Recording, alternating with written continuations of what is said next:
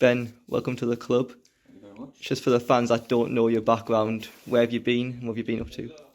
Yeah, so I've been playing in the Northern League for 6 or 7 years now.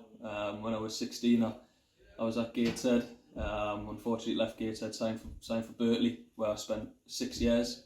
Had a brief spell at Synthonia and Brandon in between them. And then in January, just gone, I signed for Crook, obviously in Div 1, which was brilliant. I was loving my football. And then me and my partner had a baby in the end of February, beginning of March. And things sort of changed for us then. My priorities sort of changed, and originally I was meant to be coming in with Dave before pre-season, but things didn't quite go to plan, so I ended up going back to playing. Got invited back down to Berkeley, so I started playing for them. Things didn't really go well. Decided to go back to Crook, and as soon as I seen Dave left the post, it was a job that always interested us since we had initial talks. So it was a no-brainer for us to get back in touch. You come in with Dom as manager, Mark as assistant, Paul as the first team coach, and myself as an analyst. How are you looking forward to implementing your style of play as the head coach? Yeah, I'm really looking forward to it. I've heard and I've seen really good things about the current squad. The young, the hungry, the hunger to learn, and the passion's there. And it's exactly the players I like to work with. My style of play is very attacking, very forward thinking. However, you've got to be realistic in the run of form we're in at the minute. Getting 1 point from 11 games, it's a no-brainer that you can't go all guns blazing for it. We've got to be sensible, and we've got some tough games coming up.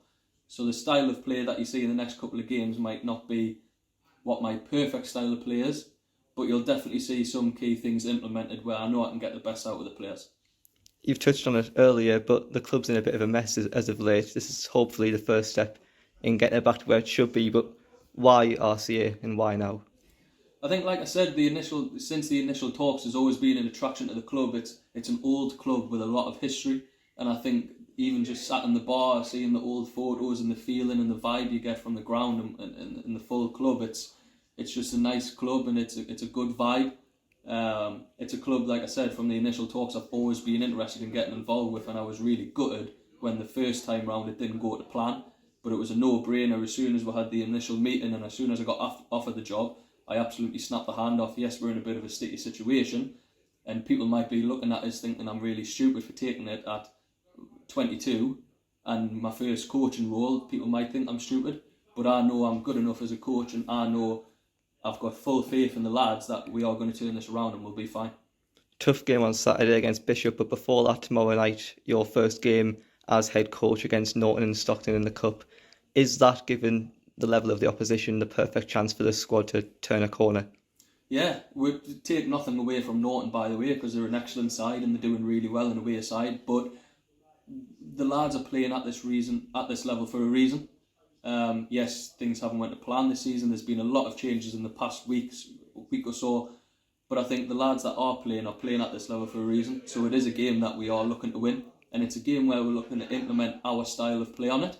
But again, take nothing away from the opposition. It won't be a walk in the park. It won't be easy. We're not looking at them as being 2 leagues below. We're looking at it as a competitive game. And obviously we've lost a fair few players as of late. Are you looking to bring in any reinforcements in the coming weeks? Yeah, 100%. I think that was a big thing with me coming in, is that I know I've got players I can trust, and I know I've got players that will come in and do a job for me. You can't win anything, you can't survive in the Northern League, especially Div 1, with a group of 17-year-olds, and that's what I've said to the lads. I'm an honest guy, and I've said it to them. You can't survive with a bunch of 17, 18, 19-year-olds. You just can't do it. So the players we're going to bring in are experienced players, but they're not going to be prima donnas. They're not going to affect the group negatively. They're going to have a positive impact, and the players I know I can trust, and players that I know will come in and do a job and make sure we stay in this league this season. And just to end, any final message for the fans?